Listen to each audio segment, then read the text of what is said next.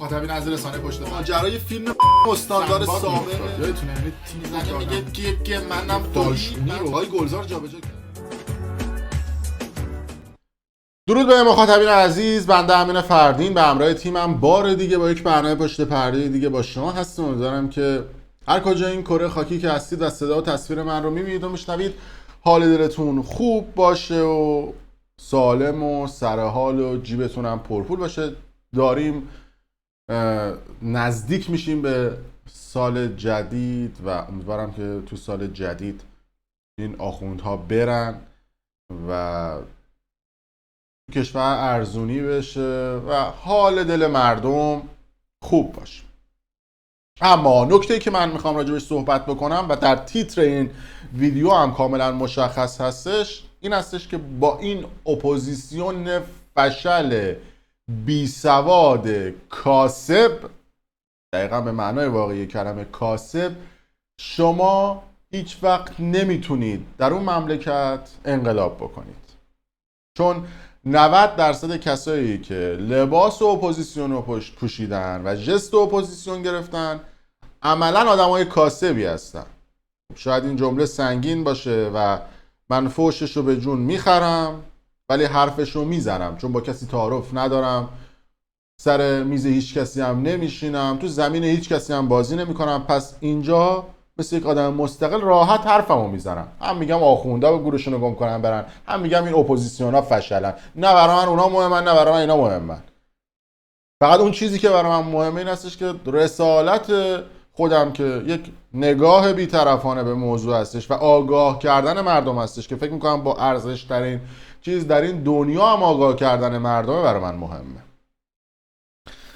چون من بعضا دیدم دیگه یه عده میگن که برو از مسیح النجات یاد بگیر، از نمیدونم حامد اسماعیلیون یاد بگیر، از این اون یاد بگیر، ببین چقدر اینها فعالن، میرن تو کشورهای مختلف سخنرانی میکنن، نمیدونم میرن فرانسه با رئیس جمهور فرانسه دیدار میکنن، میان آلمان با نماینده‌های آلمان دیدار میکنن، میرن نمیدونم با فلان کس تو اسرائیل دیدار میکنن، میرن با نمایندگان پارلمان اروپا دیدار میکنن، در امریکا با نمایندگان امریکایی و مشاور نمیدونم فلان نفر توی امریکا دیدار میکنن. چرا تو مثل اونها فعالیت نمی؟ عرض میکنم خدمت من یک سوال ساده دارم، یعنی اگر هر کدوم از این افراد تونستن به این سوال ساده من جواب بدن، من کل فضای رسانه خودم رو در اختیارشون میذارم و از اون گروه از اپوزیسیون حمایت میکنم. مگه نمیگید حمایت بکن؟ تا وقتی که من سوالاتی که توی ذهنمه، که البته سوالات بسیاری از مردم هم هستش و شما نمیتونید خودتون رو گول بزنید، تا وقتی به این سوالات پاسخ داده نشه و من جواب قانع کننده نگیرم و قانع نشم، هیچ وقت تو زمینه این افراد بازی نمیکنم. سوال اول، خانم مسیح النجات، حامد اسماعیلیون و سایر این افراد بودجهشون رو از کجا میگیرن؟ والا اگر بیان به ما بگن ما بودجمون از فلان جا میگیریم، که اصلا اینا کار نمیکنن، 24 ساعت با جت شخصی و هواپیما توی فرانسه و آلمان و هلند و انگلیسن، اینا بودجهشون رو از کجا میگیرن؟ اگه به ما هم بگن بودجهشون رو از کجا میگیرن، ما میریم از همونجا بودجه میگیریم و من میگم آقا به کی فوش بدم؟ کجا برم؟ کجا؟ دقیقاً با پولی که به اینا داده میشه اینا دارن میرن این ور اون ور. پس اینا مبارز سیاسی نیستن، کاسبن. اما یه عده میگن نه، فعالیت سیاسی بدون بودجه اتفاق نمیافته، کسی مفتی نمیتونه اصلا فعالیت سیاسی بکنه. اوکی، اگر کاسب نیستن و یک فعال سیاسی آدمی هستش که رایگان نمیتونه کار بکنه، از اون طرف صداقت باید داشته باشه، که بیاد شفافیت مالی داشته باشه و بگه بودجهش از کجا میگیره. مگه نمیگید قالیباف دزده، خانواده لاریجانی دزدن، خانواده نمیدونم خامنه‌ای دزدن، این ور دزده اون ور دزده؟ شمایی که پاکی و همه جا میری یقه جر میدی میگی سپاه دزده، من نمیخوام اونو حمایت بکنم، ولی شمایی که یه ادعای میکنی برای ادعای خودت رو هم باید اون ور اثبات بکنی. خب شما بودجهتو از کجا میگیری؟ مگه نمیگی اونا بدن؟ من در رسانه پشت پرده بودجه مشخصه، بر اساس درآمدی که از یوتیوبم دارم کسب درآمد میکنم و همون پول رو خرج امکانات کاری خودم میکنم، استودیومو تجهیز میکنم، نورش رو بیشتر میکنم، میکروفون، چیزای مختلف. شما درآمدت از کجاست که اصلا آقا حامد اسماعیلیون مگه نمیگه من یه دونه جراحم فلانم بیسانم دندون پزشکم؟ ایشون در طول 2 سال گذشته حتی 1 ساعت هم کار نکرده. حالا ما میگیم مسیح النجات خبرنگار، به حال میره تو این کشور اون کشور فعالیت ژورنالیستیش انجام میده که قربونش برم همه کار میکنه جز فعالیت ژورنالیستی. شما که 1 روز کار نکردی با این هزینه‌های سنگین یه سفر بخوای از امریکا بلندشی بیای بری اروپا کف برلین، مینیمم $10,000 خرجته. حقوق یک کارمند $2,000 در امریکا. یعنی حقوق 6 ماه تو باید بدی تازه بتونی بیای با این ساماندهی و چیزهای مختلف. بودجه از کجا بوده که بعدش حالا تازه جالبه بدونید دوستان، همین حامد اسماعیلیون انجمن خانواده های قربانیان هواپیمای اوکراینی دیروز از حامد اسماعیلیون شکایت کردن که گفتن پولهایی که جمع شده بوده برای خانواده قربانیان هواپیمای اوکراینی که بسیارشون در کانادا هستن، میگن که این پولها نمیدونم یه اتفاقی براش افتاده، حالا آپولیوپو شده، خورده شده، برده شده، نمیدونم، شکایت صورت گرفته و رفتن شکایت کردن. من به شما بگم که شما وقتی هر کسی و هر زاویه نگاه میکنی یه جای کار میلنگه. اینکه بیاد بگید آقا چه کسی هماهنگ کرده که شما مثلا با فلان مقام سیاسی پارلمان اروپا دیدار بکنی؟ چه کسی هماهنگ کرده شما برید توی فرانسه؟ چه کسی هماهنگ کرده که شما با فلان نهاد اسرائیلی دیدار بکنی؟ چه شخص اصلا کی؟ آقا من موندم مثلا خانم مسیح النجات، خب مثلا نماینده فلان کشور، شخصیت مهم سیاسی، شخصیت مهم مثلا رسانه‌ای، چیه که مثلا میتونه بره توی پارلمان اروپا و صحبت بکنه؟ اینها پشتش چیه؟ پشتش لابی های سیاسی که اتفاق میفته. خب سود و ضرر این لابی های سیاسی چیه؟ اون آدم سیاستمداری که در امریکا نشسته یا در اسرائیل نشسته یا در انگلیس نشسته یا در پارلمان اروپا نشسته، اون طرف هم به فکر منافع خودشی که به این افراد امتیاز میده. یعنی در امریکا نشسته به فکر منفعت خودشه. پس فردا مگه این آدم یه جایگاه بگیره، میگه اول بیا اینجا امتیازاتی که من بهت دادم و بده، پس بده 2 برابرش هم بده، بعد برو واسه خودت هر کاری که دلت میخواد بکن. از اون طرف هم بهش میگه دیگه، میگه آقا من $100,000 بهت میدم برو فلانجا سخنرانی بکن، $200,000 بهت میدم برو مثلا فلان سمینار رو کف اروپا سخنرانی بکن. پس عملا شما فعال سیاسی نیستی، شما کاسبی.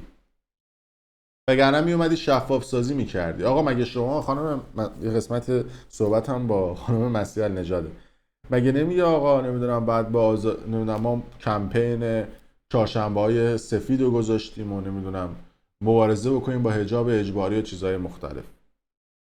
این صحبتی که من میخوام برای شما بکنم رو شما به هیچ عنوان نه در رسانه‌های داخل کشور و نه در رسانه‌های خارج از کشور نمیشنوید. چرا؟ چون رسانه‌های داخل کشور بر اساس سیاستاشون این حرفا رو نمیزنن که الان من میخوام بزنم. رسانه‌های خارج از کشور هم سود و منفعتشون در این نیست که این حرفا رو بزنن.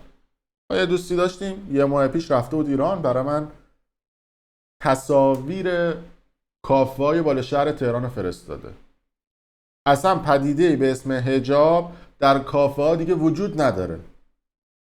در کافه‌های بالا شهر هم کیپ تا کیپ پر. جالبه اون یارو چی میگن به اون طرف آلمانی‌ها میگفتن کلنر، خدای بزرگم، اون کسی که میاد سر میز و سفارششون رو میگیره بهشون میگه که خب نوشیدنیتون با الکل باشه یا بدون الکل. بعد بزن و بکوب و برقص، ورودی هم 200,000 تومان. میخواید 20 تا رستوران تو تهران بهتون اسم میدم. بعد فیلم هایی که برای من فرستادن نمیتونم پخش بکنم چون یه سری از افرادی که توی این فیلم ها هست به هر حال بی اجازه تصویرشون هست. یعنی اتفاقاتی که در بالا شهر رستوران های تهران میفته در کافه های اروپا هم قفله. یعنی چیزایی که وجود داره. چرا اینو نمیاد نشون بدید؟ یعنی میخوام به شما بگم که اونم هست. بعد جالبه توی ایران یعنی بعضی از قیمت ها رو که شما میشنوید فکر میکنید که مثلا دارن شوخی میکنن، اما واقعا جدی میکنن، چیز ولش کن. منظورم اینه که انقدر قیمت عجیب یه نوشیدنی داده بودن به یکی از این دوستای ما هلند بلند شده بود رفته بود و میگفتش بهم آب لبو داده بودن با آب توت فرنگی با یه چیز دیگه توش قاطی بود. حالا عکسش هم بعد میذارم تو استوری. میگفت برای همون نوشیدنی یه لیوان نوشیدنی 600,000 تومان از من پول گرفته بود. یعنی تو اون سیستم یاد گرفتن هر کسی که اصلا نمیخوام بگم همه، هر کسی که یه جایگاهی داره این سر اونو کلاه میذاره اون سر اینو کلاه میذاره. تو مملکت 2 ساعت دلار شده بود 60,000 تومان. الان 20 روزه همه چیزو دارن با دلار 60,000 تومانی میکنن تو پاچه ملت. اونی که دیگه تقصیر آخونده نیست، خود مردم به خودشون رحم نمیکنن. حالا بریم رو بحث خودمون، بریم رو بحث اپوزیسیون ها. یه اتفاق جالب افتاده بود و چند روز پیش دیدم که یه مقام سیاسی توی بروکسل بلژیک یه کنفرانس مطبوعاتی گذاشته بود. یه مقام سیاسی، حالا نمیگم اسمشو. بعد دیده بودم از همین آلمان یه 4-5 نفر هم رفته بودن. بعد جالب بدونی که از این 4-5 نفر 2 تاشون بلاگر بودن. من فالوشون داشتم. بعد این بلاگرها مثلا تو آلمان میرفتن مثلا روزمرگی‌های آلمان و اینا، توی این اتفاقات 6 ماه گذشته هم نقش روزنامه دیواری رو داشتن. چون یه سری از افراد که خودشون رو فعال سیاسی میدونن عملا مثل روزنامه دیواری هستن. مثلا پست ایران اینترنشنال رو برمی‌دارن کپی میکنن میذارن تو پیجشون، پست مناطو رو برمی‌دارن میذارن توی استوریاشون، یا مثلا فلان ویدیویی که تو 200 تا کانال هست رو برمی‌دارن میذارن تو پیج خودشون. دقیقاً مثل همون نقش روزنامه دیواریای دوران مدرسه رو دارن، کپی پیست. این چیز خاصی هم هنره. بعد اسم خودشون هم گذاشتن فعال سیاسی. بعد من دیدم به عنوان خبرنگار کارت خبرنگاری تو گردنش بود و رفته بود توی فلان سمینار و داشت پرسشگری میکرد، گذاشته بود تو پیجش. پشمام. بعد من گفتم خدایا اصلا اینو کی کجا چطوری دعوت کرده؟ وقتی یه مشت کاسب میان میشن لیدر یه سری از فعالیت‌های اقتصاد سیاسی اقتصادی، همینه دیگه. چون سیاسی اقتصادی براشون میصرفه. میگه یه 4-5 تا از این آدما رو دعوت بکنیم توی سمینارهای سیاسی، اون شلوغ هم میشه، اینا میذارن تو پیجشون و ما هم میگیم که ورشتیم و یه سری افراد رو آوردیم توی سمینارها. بعد خودشون با خودشون نمیسازن. یعنی خود ایران اینترنشنال حمله میکنه به من و تو، حمله میکنه به برابچه BBC، بعد BBC و من و تو از ایران اینترنشنال شکایت میکنن. بعد ایران اینترنشنال میگه ما خطر جانی مالی داشتیم، تلویزیونمون رو جمع کردیم، از لندن بلند شدیم رفتیم امریکا. نمیگه از ما 270 تا شکایت تو آفکام شده بوده، اون بنیاد رسانی انگلیسی.